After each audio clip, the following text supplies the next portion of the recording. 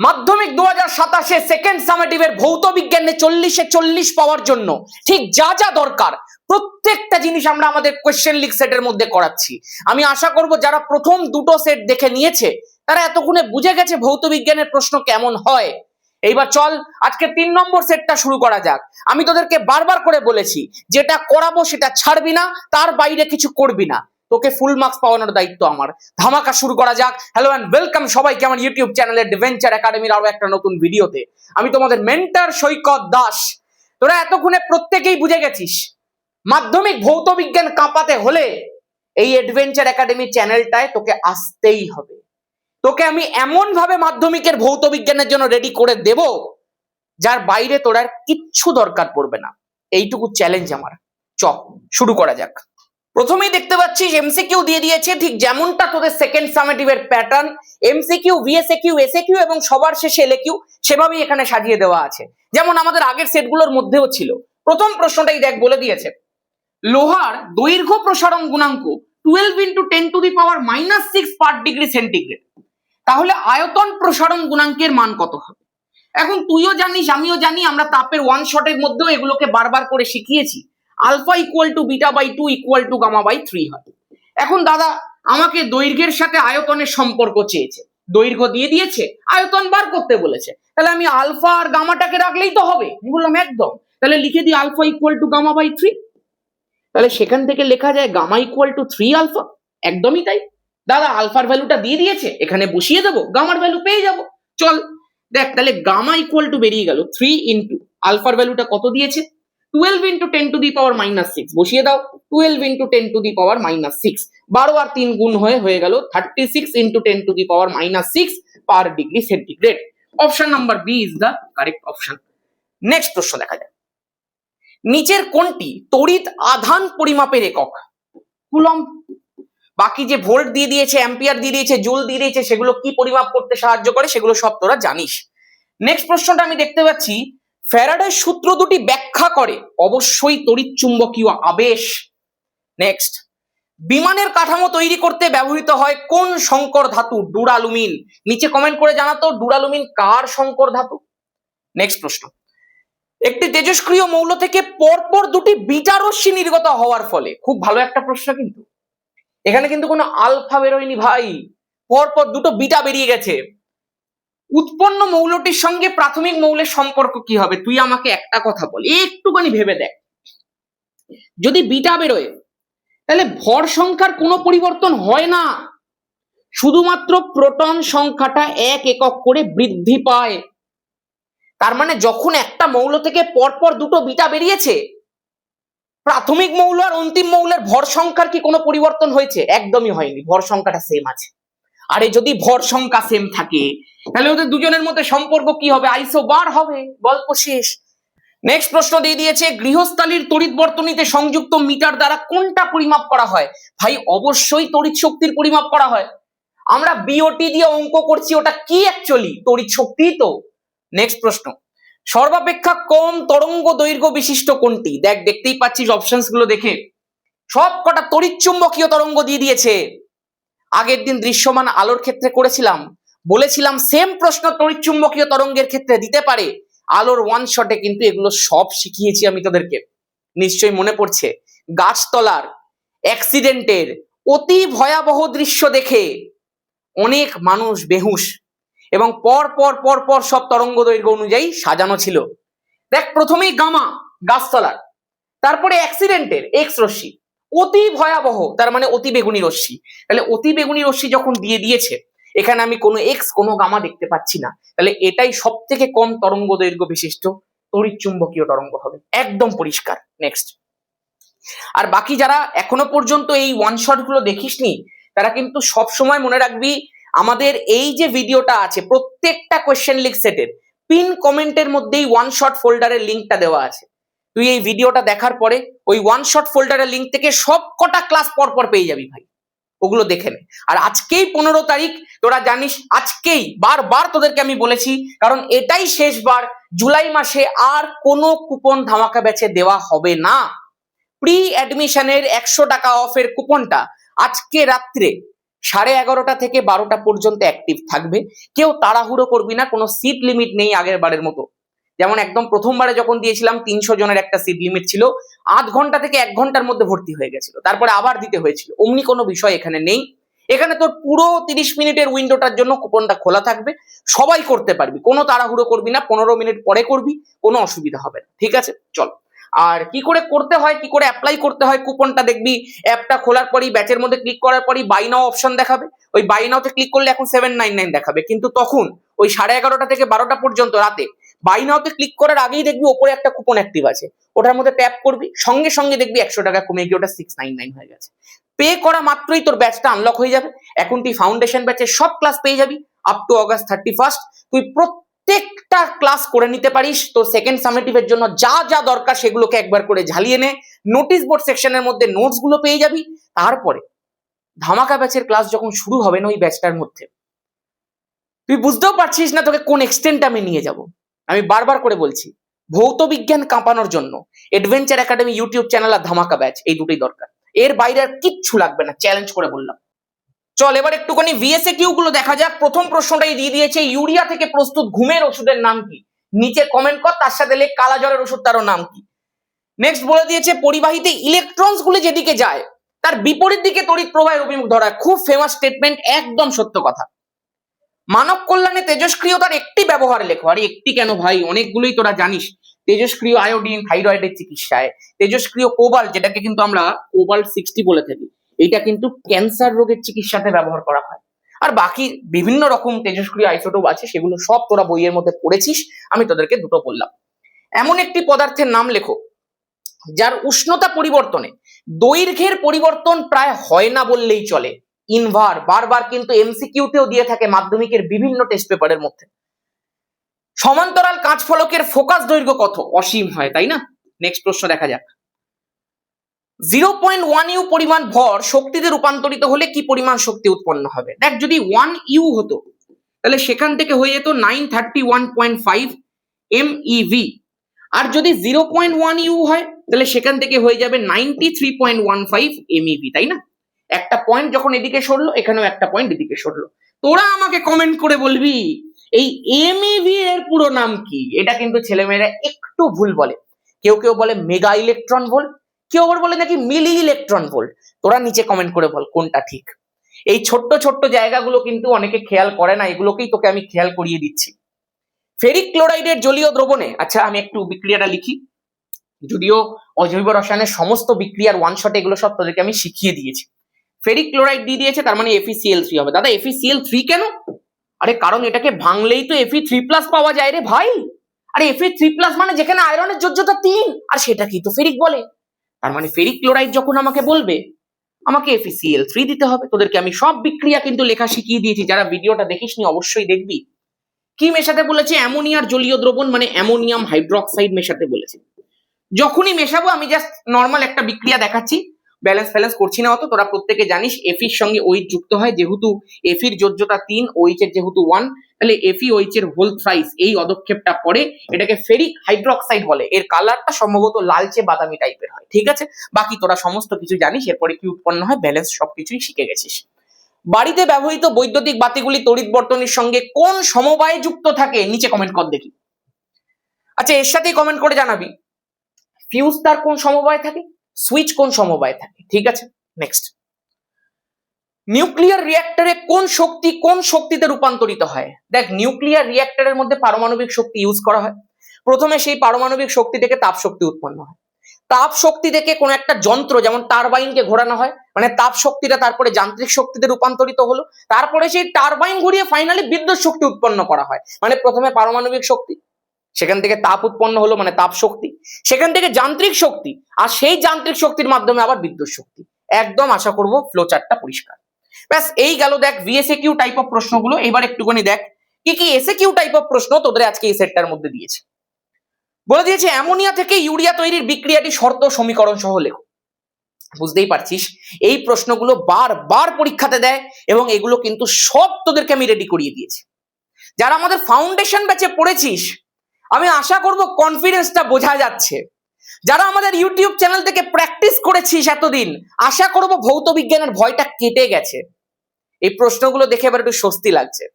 প্রশ্নগুলো আমি এখানে করিয়ে দিচ্ছি, কোনো সহায়িকা বই থেকে পড়বি যদি নোটস না থাকে, অথবা আমাদের নোটস গুলো যদি থাকে, দেখবি অ্যামোনিয়ার তো পুরো প্রিন্টেড নোটস দিয়ে দিয়েছি, যেমন ধামাকা ব্যাচের মধ্যে আসবে অনেক চ্যাপ্টারের এখনো। তো সেগুলো সব সেখান থেকেও তোরা পড়ে নিতে পারছিস। খুব ভালো করে পড়বি, এগুলো ডিরেক্ট পরীক্ষাতে ছেপে যায়। অ্যামোনিয়া থেকে ইউরিয়া প্রস্তুতি তোরা প্রত্যেকে জানিস, 2 আয়তন অ্যামোনিয়া নিতে হয়, তার সঙ্গে 1 আয়তন কার্বন ডাই অক্সাইড নিতে হয়। আমি এগুলো সব তোদেরকে শিখিয়ে দিয়েছিলাম, তাও একটু ছোট্ট করে বলে দিচ্ছি।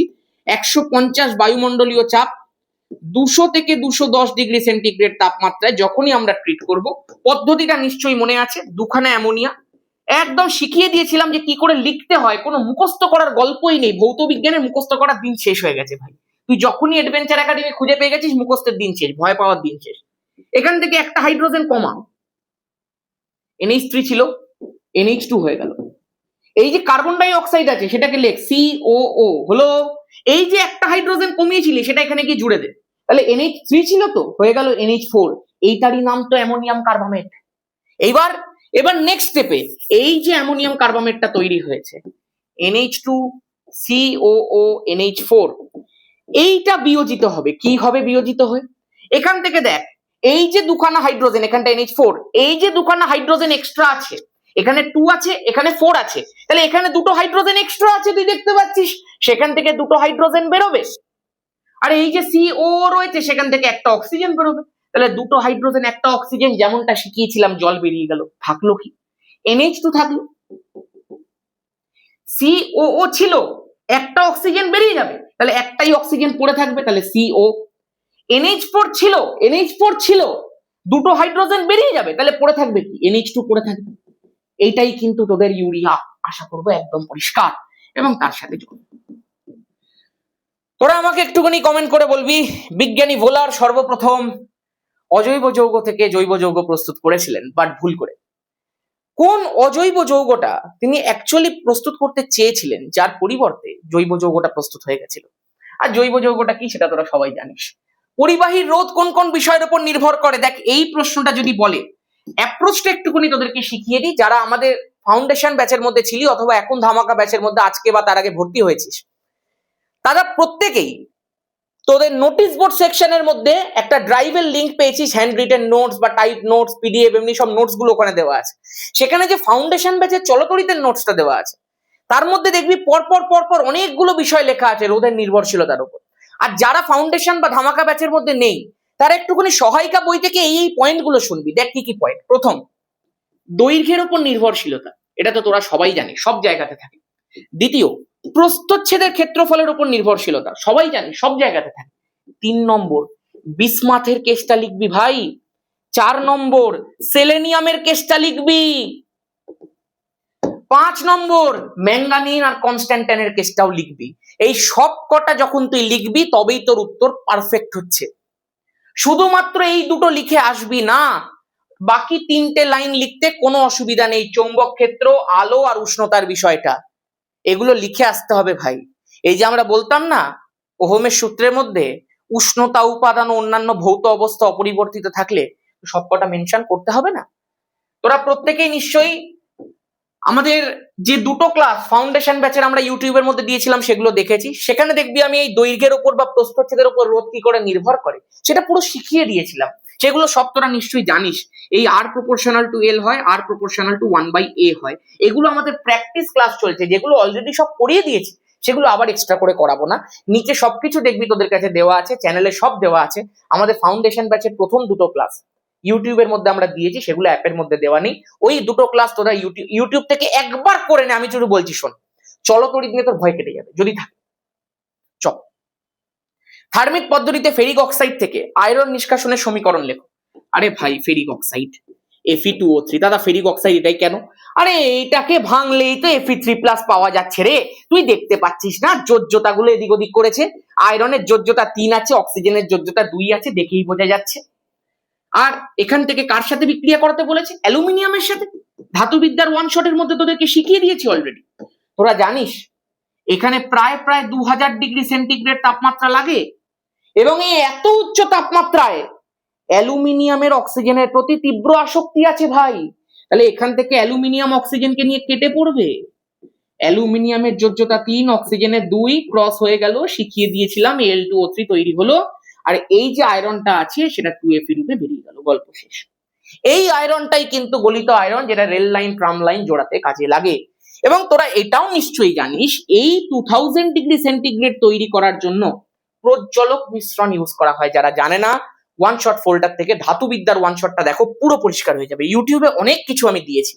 চল ভাই, 2 মার্কসের সবকটা কোশ্চেন আমাদের রেডি হয়ে গেছে, এবার একটু 3 মার্কসের কোশ্চেন গুলোর দিকে যাওয়া যাক।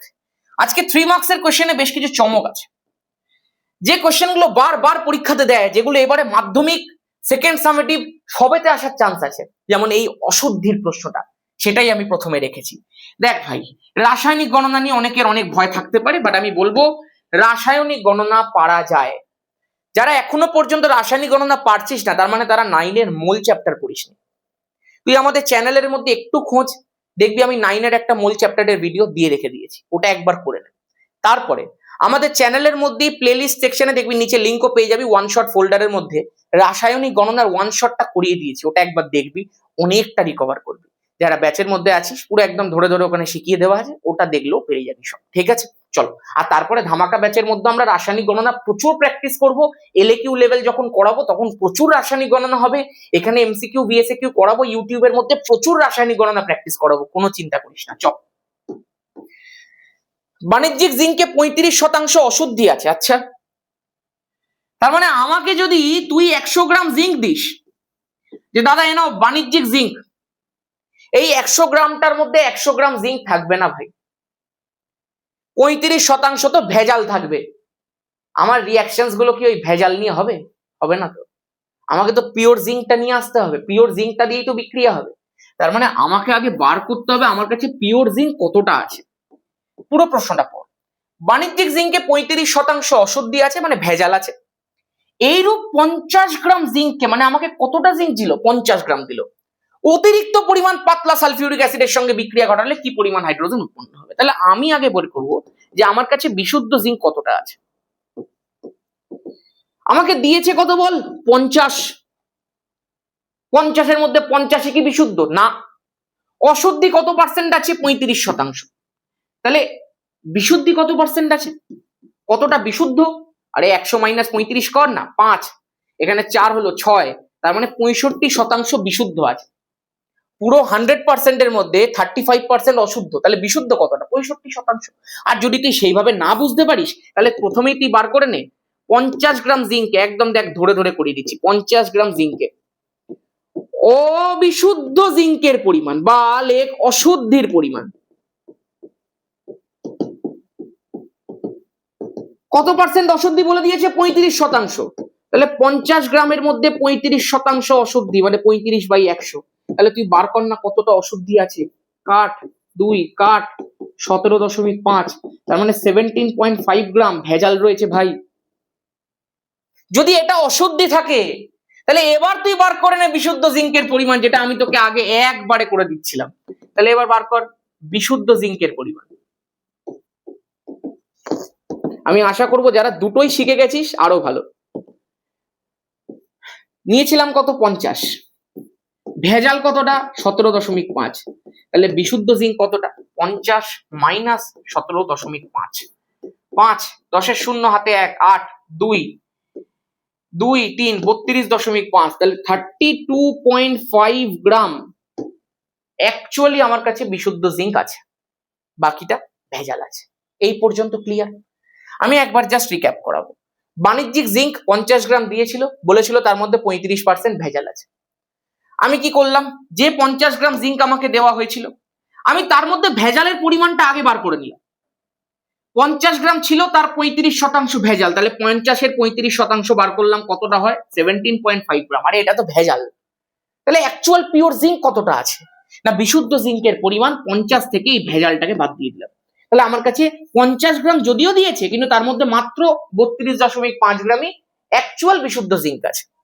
আমার যত বিক্রিয়া সব এই 32.5 গ্রামকে নিয়েই হবে। বিক্রিয়াটা কি? তার সঙ্গে পাতলা সালফিউরিক অ্যাসিডের বিক্রিয়া করতে বলেছে, তো খুব ভালো, বিক্রিয়াটা করি। জিঙ্কের সঙ্গে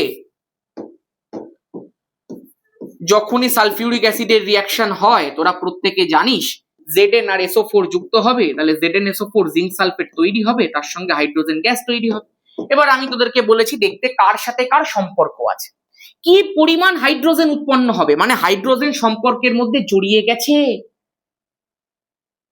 আর দুজন থাকবে তো, আরেকজনকে, আরে যাকে নিয়ে এত কিছু, যার পরিমাণটা অশুদ্ধি বিশুদ্ধি দিয়ে দিচ্ছে জিঙ্ক, সেই জিঙ্কের পরিমাণটা তোর কাছে গিভেন, জিঙ্ক তোকে দেওয়া রয়েছে, আর বলেছে কি পরিমাণ হাইড্রোজেন তৈরি হবে, মানে এই দুজন তো সম্পর্কে জড়িত, এই দুজনকে নিয়েই কাজ হবে।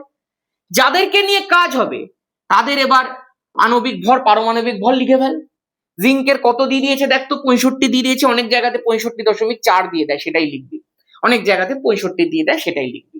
হাইড্রোজেন এখানে কত পরিমাণ দেখতে পাচ্ছিস, কোনো ব্যালেন্স ফ্যালেন্সের চক্কর নেই ভাই, তার মানে হাইড্রোজেন 1 মোলই আছে, আর H2 আছে যখন এখানে 2 গ্রাম আছে, তার মানে তুইও বুঝতে পারছিস আমিও বুঝতে পারছি যে 65 গ্রাম বিশুদ্ধ জিঙ্ক যদি রিয়াকশন করে, মানে এটা তো একদম পিওর জিঙ্ক ব্যাপার, তখন আমাদের 2 গ্রাম হাইড্রোজেন তৈরি হয়। এটা কিন্তু পুরোটা কথাই লিখে নিবি। আমাকে বিশুদ্ধ জিঙ্ক দিয়েছে কতটা, 32.5 গ্রাম, তাহলে 32.5 গ্রাম যদি বিশুদ্ধ জিঙ্ক রিয়াকশন করে তাহলে কতটা হাইড্রোজেন তৈরি হবে ভাই? এটাকে 2 দিয়ে ভাগ করলে তবেই তো 32.5 হয় রে। 32.5 তো 65 অর্ধেক, তাহলে এখানেও 2 কে অর্ধেক করে দে, 2 দিয়ে ভাগ করে দে, 1 গ্রাম তৈরি হবে। আমি আশা করবো এতটা পুরো তুই হয়ে গেছিস ভাই, কমপ্লিট। কতটা হাইড্রোজেন তৈরি হচ্ছে? 1 গ্রাম, গল্প শেষ। নেক্সট প্রশ্নটা দেখা যাক, বলে দিয়েছে একটা 50 ওহম রোধের বাল্ব আছে। আচ্ছা 50 ওহম রোধ দিয়ে দিয়েছে ভাই, সেটা বলে দিয়েছে 250 ভোল্ট লাইনে যুক্ত আছে। ক্লেভার প্রশ্ন, কেন? কারণ এই ধরনের প্রশ্নগুলোর ক্ষেত্রে এখানে যেমন দেখ রোধ দিয়ে দিয়েছে, এখানে যেমন দেখ বিভব প্রভেদ দিয়ে দিয়েছে, এগুলো তো দেওয়ার কথা নয়, তোকে তো এখানে ক্ষমতা দেওয়ার কথা, যার এককটা হচ্ছে ওয়াট। তার সঙ্গে তুই ঘন্টা গুণ করবি, তারপরে খরচ ফরচ বার করবি, তাই না? তোকে এখানে ক্ষমতা কিছু দেয়নি ভাই, কোথাও ওয়াট দেখতে পাচ্ছিস? কিচ্ছু দেয়নি। তার পরিবর্তে তোকে রোধ দিয়ে দিয়েছে, বিভব প্রভেদ দিয়ে দিয়েছে, তার মানে চাইছে তুই ক্ষমতাটা আগে বার কর, বার করার পরে তুই ক্যালকুলেশনটা কর, এক স্টেপ ওপরের ক্যালকুলেশন। ঠিক আছে, চল, কোনো ব্যাপার না, আমরা প্রথমেই বার করব যে বাল্বটা আমরা ইউজ করছি তার ক্ষমতা কত। তোরা প্রত্যেকেই জানিস ক্ষমতা ইকুয়াল টু হয়ে যায় ভি স্কোয়ার ডিভাইডেড বাই আর। এবার যদি ভি স্কোয়ার ডিভাইডেড বাই আর আমরা করে নিই, তাহলে ভি এর জায়গার মধ্যে বসিয়ে দিয়ে 250 গুণ 250, দুবার 250 বসালাম কারণ স্কোয়ার আছে, নিচে আর এর ভ্যালু কত দিয়ে দিয়েছে ভাই? 50 দিয়ে দিয়েছে, তাহলে কাট না রে, কাট না, কোনো গুণ ফোন করতে হবে না কিন্তু, হ্যাঁ 250 গুণ 50 বা 250 গুণ 5, আচ্ছা 5 রেখে দে, এত কি হয়ে গেল বল? ওয়াট হয়ে গেল, পরিষ্কার। এবার তুই আমাকে একটা কথা বল, এই যে এত ওয়াট তোর বেরিয়ে গেছে, সেটা প্রতিদিন কতক্ষণ চলছে ভাই? 6 ঘন্টা করে চলছে, আর 30 দিন তোকে দিয়ে দিয়েছে। তাহলে আমি জিজ্ঞাসা করছি তোকে, মোট, এটা আমার স্টাইল, আমি এইভাবেই শেখাই, যারা আমাদের এখানে পড়েছে তারা এইভাবেই শিখে গেছে, আমরা ডিরেক্ট তড়িৎ শক্তি বার করি, মোট ব্যয়িত তড়িৎ শক্তি, মানে এই যে ক্ষমতাটা রয়েছে 250 গুণ 5, এটা তো ওয়াট, এটা তো ক্ষমতা, আর তড়িৎ শক্তি মানে কি? ক্ষমতার সাথে সময় গুণ করা। কতক্ষণ করে চলছে? 6 ঘন্টা করে চলছে, হলো এটা একদিনে বেরিয়ে গেল। মোট ব্যয়িত তড়িৎ শক্তি কত দিনে বার করবো আমরা? 30 দিনে। একদিনে যদি প্রথমে তুই বার করে নিস, তাহলে এইটুকুই হচ্ছে তোর একদিনে ব্যয়িত তড়িৎ শক্তি। এগুলো তুই একদম শেষে চলে এসেছিস সেকেন্ড সামেটিভের, এগুলো বোঝানো মানে একদম সময় নষ্ট করা। আমরা দেখবি আমাদের চলতড়িতের একটা বেসিক অঙ্কের ক্লাস ইউটিউবের মধ্যে দিয়ে দিয়েছি, আর ব্যাচের মধ্যে একটা অ্যাডভান্স অঙ্কের ক্লাস করিয়ে দিয়েছে, ওগুলো করে নিলে ওর বাইরে কিছু থাকে না, এগুলো সব চুটকি মেরে করে দিবে, এগুলো খুব সোজা অঙ্ক। তাহলে এটা হচ্ছে একদিনে ব্যয়িত তড়িৎ শক্তি, কত দিনের দিয়ে দিয়েছে ভাই? 30 দিনের দিয়ে দিয়েছে, গল্প শেষ। তাহলে এই যে পুরোটা তোকে দিয়ে দিল ওয়াট আওয়ার, সেটাই তো তড়িৎ শক্তি বেরিয়ে গেল। এবার ওয়াট আওয়ার দিয়ে তো কাজ হয় না, তাকে বিওটি তে কনভার্ট করতে হয়। কি করব বল? 250 গুণ 5 গুণ 6 গুণ 30, পুরোটাকে 1000 দিয়ে ভাগ করব, যাতে পুরোটাই বিওটি ইউনিটে কনভার্ট হয়ে যায়। 0 দিয়ে 0 কাটলো, 0 দিয়ে 0 কাটলো, 5 দিয়ে 2 কাটে 10 হলো, 2 দিয়ে 6 3 হলো, আমি দেখতে পাচ্ছি 3 3 আছে, আর এখানে একটা 25 আছে, তার মানে 25 গুণ 9 মানে 225 হয়ে গেল। এই 225 ইউনিট হচ্ছে আমার বিল উঠে গেছে। আমার যে টোটাল খরচ হয়েছে বিল, সেটা হচ্ছে 225 ইউনিট। প্রত্যেক ইউনিটের ভ্যালু কত? 4 টাকা, তাহলে মোট বিল কত আসবে? তাহলে মোট খরচ, টোটাল ইউনিট খরচ করেছি 225, প্রত্যেক ইউনিটের ভ্যালু 4 টাকা। ঠিক আছে, 4 5 20 শূন্য হাতে 2, 4 2 8 8 2 10 শূন্য হাতে 1, 4 2 8 আর 1 9, তার মানে আমার বিল আসবে 900 টাকা। হচ্ছে, চলো নেক্সট। ধাতু দ্বারা তড়িৎ পরিবহন আর তড়িৎ বিশ্লেষ্য পদার্থ দ্বারা তড়িৎ পরিবহনের দুটি পার্থক্য লেখো। ধাতুর ক্ষেত্রে তড়িৎ পরিবহন কারা করে? মুক্ত ইলেকট্রন। আর তড়িৎ বিশ্লেষ্যের ক্ষেত্রে তড়িৎ পরিবহন কারা করে? আয়নরা করে, ক্যাটায়ন আর আয়ন করে। আরেকটা যেটা লিখতে পারিস সেটা হচ্ছে তড়িৎ বিশ্লেষ্যের মধ্যে দিয়ে যখন আমরা তড়িৎ পাঠাচ্ছি তখন কিন্তু সেখানে রাসায়নিক পরিবর্তন হচ্ছে, কারণ ওখানে তো বিক্রিয়া ঘটছে। কিন্তু ধাতুর মধ্যে দিয়ে তড়িৎ যখন যাচ্ছে সেখানে তেমন কোনো রাসায়নিক পরিবর্তন হচ্ছে না। ঠিক আছে, আরেকটা তোরা আমাকে নিচে কমেন্ট করে বল যে আমরা যদি দুটোর ক্ষেত্রেই উষ্ণতা বৃদ্ধি করি, ধাতুর ক্ষেত্রেও যদি উষ্ণতা বৃদ্ধি করি, তাহলে যতটা তড়িৎ পরিবহন হচ্ছে তার কি চেঞ্জ হবে? আর তড়িৎ বিশ্লেষ্যের ক্ষেত্রেও যদি উষ্ণতা বৃদ্ধি করি তাহলে যতটা তড়িৎ পরিবহন হচ্ছে তার কি চেঞ্জ হবে? নিচে কমেন্ট কর, কোনটার ক্ষেত্রে বাড়বে বা কোনটার ক্ষেত্রে কমবে।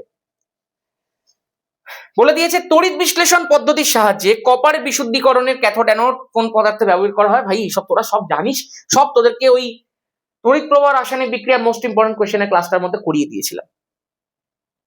কোন ঘনকাকার কঠিনের মধ্যে দিয়ে তাপের পরিবহন কোন কোন বিষয়ের উপর নির্ভর করে? তাপের ওয়ান শটে পুরো ধরে ধরে শিখিয়ে দেওয়া আছে। যারা নতুন আসছে তারা ভাবে দাদা বলছে এটা করিয়ে দেওয়া আছে, এটা সব করিয়ে দেওয়াই আছে, গিয়ে একবার দেখ। ঘনকাকার পরিবাহীর মধ্যে দিয়ে যখন আমি তোদেরকে শিখিয়েছিলাম তাপের ওয়ান শটটার মধ্যে একদম যেভাবে ফাউন্ডেশন ব্যাচের মধ্যে করিয়েছিলাম তেমন ধরে ধরে পুরো শিখিয়ে দিয়েছিলাম যে এখান থেকে একদম তলের সাথে লম্বভাবে কিউ পরিমাণ তাপ যাচ্ছে, এর বেগটা হচ্ছে ডি। তোদের এখন অনেক খুশি হওয়ার কথা, কারণ যা তোদেরকে করিয়েছি পুরো হুবহু প্রশ্নের মধ্যে ছাপছি। সব প্রশ্ন কিন্তু বিভিন্ন বই থেকে সেট করেছি আমি, স্ট্যান্ডার্ড প্রশ্ন এগুলো সব। কতটা সময় ধরে যাচ্ছে? টি সময় ধরে। এর ক্ষেত্রফল কত? এ। এর যে এই পাশের উষ্ণতাটা আছে সেটা হচ্ছে θ2, ওই পৃষ্ঠের উষ্ণতা হচ্ছে θ1, তাহলে উষ্ণতার পার্থক্য কত? θ2 মাইনাস θ1। এটা গরম, ওটা ঠান্ডা, এই জন্যই θ2 থেকে θ1 এর দিকে যাচ্ছে। তাহলে এই উষ্ণতার পার্থক্যটা যত বাড়বে, উষ্ণতার পার্থক্য যত বেশি হবে তত বেশি বেশি করে তাপ প্রবাহিত হবে। তার মানে কিউ প্রপোর্শনাল টু θ2 মাইনাস θ1। যত তুই টাইম অ্যালাউ করবি তত বেশি বেশি করে তাপ প্রবাহিত হবে।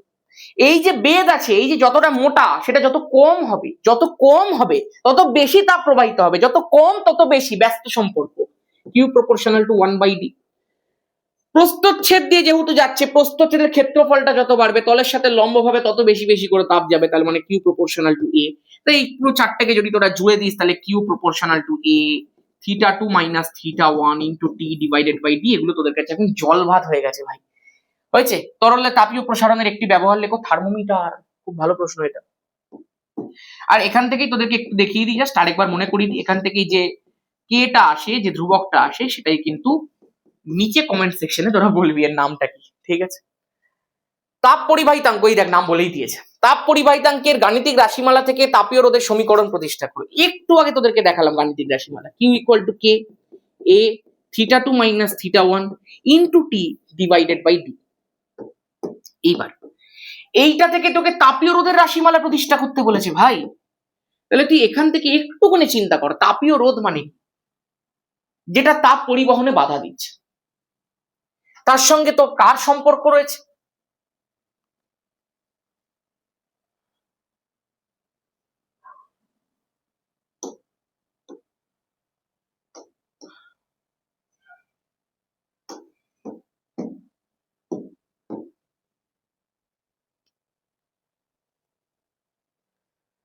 নেক্সট প্রশ্নটা দেখা যাক। এই দেখ বলেই দিয়েছে তাপ পরিবাহিতাঙ্কের গাণিতিক রাশিমালা থেকে তাপীয় রোধের সমীকরণ প্রতিষ্ঠা করো।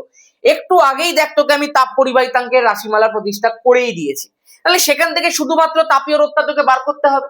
এটাও দেখবি ওয়ান শটের মধ্যে শিখিয়ে দেওয়া ছিল, তাও একটুখানি মনে করিয়ে দিচ্ছি। এবং তার সাথে বলেছে তড়িৎ রোধের একটা সাদৃশ্য উল্লেখ করো, কারণ তড়িৎ রোধের এক্সাম্পলটা দিয়েই তো এটা প্রতিষ্ঠা করতে হয়, নিশ্চয়ই মনে পড়ছে। দেখ Q equal to K A θ2 minus θ1 into T divided by D আছে। এই যে পুরো ইকুয়েশনটা তোদেরকে আমি লিখে দিয়েছি, এখানে কেটা হচ্ছে তাপ পরিবাহিতাঙ্ক, এই পুরোটারই ইকুয়েশন এটা। খেয়াল করে দেখিস, আমরা যখন তড়িৎ রোধের কথা পড়েছিলাম, আমরা যখন বিভব প্রভেদ থেকে প্রবাহ মাত্রা থেকে রোধটাকে বার করেছিলাম, তখন কিন্তু এমনি একটা ইকুয়েশন পেয়েছিলাম, তাই না? V proportional to I. সেখান থেকেই পেয়েছিলাম ভি ইকুয়াল টু আই আর। এই যে ভি, এটা একটা সিম্পলিফাইড ভার্সন ছিল এ আর বি এর মধ্যে বিভব প্রভেদে। তাহলে পুরোটাকে লিখি, কেমন করে লিখতাম, ভি এ মাইনাস ভিবি, সেটা প্রপোর্শনাল টু আই। তাহলে V A minus VB equal to I into R. তাহলে এখান থেকে আমরা রোধটাকে লিখতাম V A minus VB divided by I. এই আইটা অ্যাকচুয়ালি কি ছিল, তড়িৎ প্রবাহ মাত্রা। তার মানে কতটা আধান প্রবাহিত হচ্ছে প্রতি একক সময়ে। আধান প্রবাহের হারটাকেই তো তড়িৎ প্রবাহ মাত্রা বলতাম আমরা। এই আইটা তো actually Q by T. Big bang থিওরিতে, বিগ ব্যাং থিওরি বলছি, বিগ ব্যাং এর মধ্যে তোদেরকে বারবার করে বলেছি বিগ ব্যাং 50 তে কথাটা, যে আইটাকে অ্যাকচুয়ালি আমরা কিউ বাই টি লিখতে পারি। এটা অ্যাকচুয়ালি আধান প্রবাহের হার। এবার একটু এদিকে দেখ ভাই, ঠিক যেমন করে এখানে আধান প্রবাহের হারকে আমরা আই বলছি, এখানেও তো আমরা তাপ প্রবাহের হার বার করতে পারি। কিভাবে না, কিউ ডিভাইডেড বাই টি করে।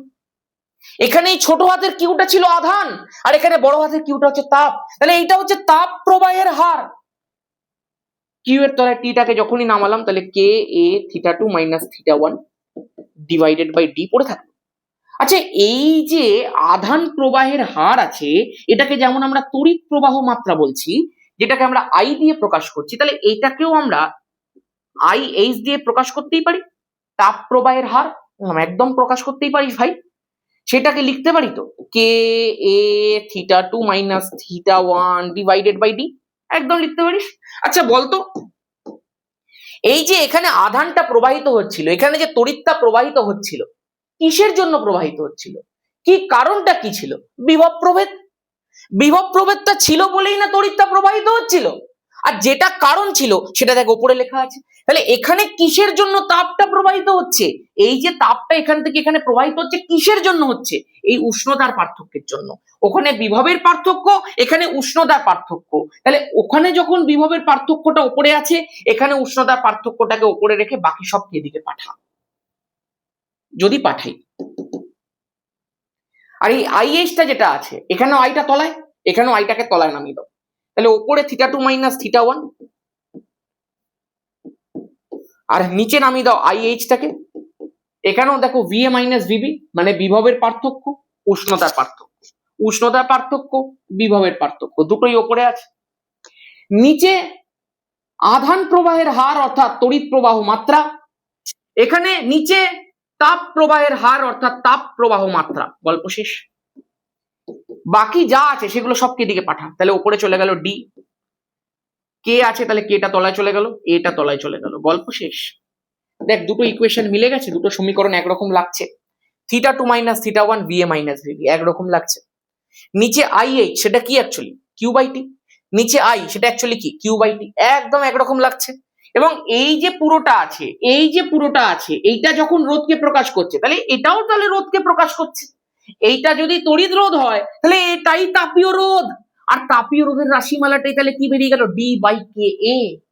এই R H equal to D by K A, এটাই কিন্তু এই সমীকরণটার মাধ্যমে প্রতিষ্ঠা পেয়ে গেল। খতম। এর সঙ্গে তড়িৎ রোধের একটা সাদৃশ্য নিচে কমেন্ট কর। নেক্সট, তুল্যরোধ নির্ণয় করো মধ্যরশ্মি কাকে বলে। এটা তুল্যরোধটা সুন্দর একটা প্রশ্ন দিয়েছে। দেখ আমি তোদেরকে কি দেখিয়েছিলাম, এরকম আউটসাইডে কেউ থাকলে তাকে আগে ধরবি না, এখান থেকে কারেন্ট পাঠা। যদি কারেন্টটা আমি এখান থেকে পাঠাই, কি দেখতে পাচ্ছি, একটা দিক এখান থেকে ভাগ হয়ে যাবে, এটা ধর আমি বললাম I1, আর এই দিকে একটা ভাগ হয়ে যাবে বললাম I2, কারণ এখানে একটা জাংশন আছে। তার মানে এই রোধটার মধ্যে দিয়ে যে কারেন্টটা গেল, এই দুটো রোধের মধ্যে দিয়ে সেই কারেন্ট গেল না, কারণ এই I2টা গিয়ে এখান থেকে গিয়ে এদিকে যাবে, মানে এটার মধ্যে সেম কারেন্ট যাচ্ছে, কিন্তু এটার মধ্যে দিয়ে আলাদা গেল। এইবার দেখ, এখান থেকে যখন ভাগ হলো, এইটার মধ্যে দিয়ে যা কারেন্ট গেল, এটার মধ্যে দিয়েও তাই কারেন্ট গেল, কারণ এই গিয়ে এই যাবে। সুতরাং এই দুটোর মধ্যে দিয়ে সেম কারেন্ট যাচ্ছে, তাহলে এই দুটো আমাদের শ্রেণী সমবায় আছে। তাহলে শ্রেণী সমবায় যদি আছে, তাহলে তুল্য রোধটা কত হবে, 3 ওহম আর 2 ওহমের যোগফল হয়ে গেল আমাদের 5 ওহম। এই 5 ওহম যে শ্রেণী সমবায়টা রয়েছে, সেটার সঙ্গে এই 5 ওহমটা সমান্তরাল সমবায় আছে, কারণ এদের মধ্যে দিয়ে যে কারেন্ট যাচ্ছে এর মধ্যে দিয়ে আলাদা যাচ্ছে। তাহলে এই 5 ওহম, ওপরের 5 ওহম আর নিচের 5 ওহম রয়েছে সমান্তরাল সমবায়। তাহলে তাদের তুল্য রোধ কত হবে, ওপরে গুণ আর নিচে যোগ, 5 5 এ 25 আর নিচে 10 হয়ে গেল 2.5 ওহম। তার মানে এই ভেতরে ত্রিভুজ অংশটায় এই যে পুরো ত্রিভুজ অংশটা ছিল তার গোটাটার তুল্যরোধ আমি বার করে নিলাম 2.5 ওহম। ওপরের শ্রেণী নিচে সমান্তরাল, টোটাল কাজটা করলাম 2.5 ওহম বেরিয়ে গেল। এই পুরোটার সঙ্গে বাইরেরটা কিসের হয়েছে? শ্রেণী সমবায় আছে। কেন? কারণ আমার এই তুল্যরোধটা মানে হচ্ছে আমার ধর এই এ পয়েন্ট আছে, সেখান থেকে ধর এই আমাদের 2 ওহম রোধটা রয়েছে, এই যে 2 ওহম রোধটা রয়েছে, এখানে পুরো ত্রিভুজটা নেই, তার পরিবর্তে এই একটা মাত্র রোধ আছে, আর সেটা কত বেরিয়েছে? 2.5 ওহম। তার মানে এই দুটো এখন কিসে আছে ভাই? কারেন্ট পাঠালে এটার মধ্যে দিয়ে যা যাবে এটার মধ্যে তাই যাবে, তাহলে দুটো শ্রেণীতে আছে। তাহলে যদি দুটো শ্রেণীতে থাকে তাহলে ওভারঅল সমবায়টা তুল্যরোধ কত বেরিয়ে গেল? 2 + 2.5 হয়ে গেল 4.5 ওহম। গল্প শেষ, ফিনিশ। মধ্যরশ্মি বা গড়রশ্মি কাকে বলে? হলুদকে বলে। কেন বলে রে? নিচে কমেন্ট কর। কমপ্লিট আশা করব। একটু দেখে নি রেকর্ডিংটা পারফেক্ট হয়েছে পুরো একদম। ব্যাস সেই ছিল আজকের মতো। সবাই আশা করব বুঝতে পারছিস প্রশ্ন কেমন আসে। তোদের সাথে আমি একটুখানি সলভ করে দিই যাতে তোদের সুবিধা হয় বিষয়গুলো করতে। এই সলভ গুলো আসলে তোরাও করতে পারিস, তোদেরকে সব শিখিয়ে দিয়েছি আমি, কিন্তু যখন করে করে দিচ্ছি তোর হয়তো একটু সোজা মনে হচ্ছে। নিজে বাড়িতে সময় ধরে এই প্রত্যেকটা প্রশ্ন আরো একবার প্র্যাকটিস করিস। আমি যখন ফাউন্ডেশন ব্যাচের মধ্যে পরীক্ষা নিচ্ছি, এখান থেকে কোয়েশ্চেন করে করে করে করে পরীক্ষা নিচ্ছি, এখন শুরু করে দিয়েছি। তো তোরাও যারা বাড়িতে পড়ছিস, বাড়িতে পরীক্ষা দিচ্ছিস, অবশ্যই পরীক্ষাগুলো কিন্তু দিস এবং সময় ধরে দিস। কারণ তুই যদি লিখতেই না পারিস কোনো কিছু, তাহলে এত প্র্যাকটিস করে লাভ নেই। যে প্রশ্নগুলো করালাম সেগুলো সহায়িকা বই থেকে বা কোনো টিচারের নোটস থেকে ভালো করে পড়, তারপরে সেগুলোকে ভালো করে পড়ে নেওয়ার পরে একটা 40 মার্কসের সেট বসে বসে পরীক্ষা দে এক্স্যাক্ট টাইম ধরে। ব্যাস এই হচ্ছে ব্যাপার। দেখবি আস্তে আস্তে ইমপ্রুভ করে যাবি। ভৌত বিজ্ঞানে তোদের কোনো ভয় নেই। এডভেঞ্চার একাডেমিকে ব্লাইন্ডলি ভরসা কর, বাকিটা আমি বুঝে নেবো। ঠিক আছে? ব্যাস আজকের মতো এখানেই। সবাই ভালো থাকিস, সুস্থ থাকিস। জয় ধামা।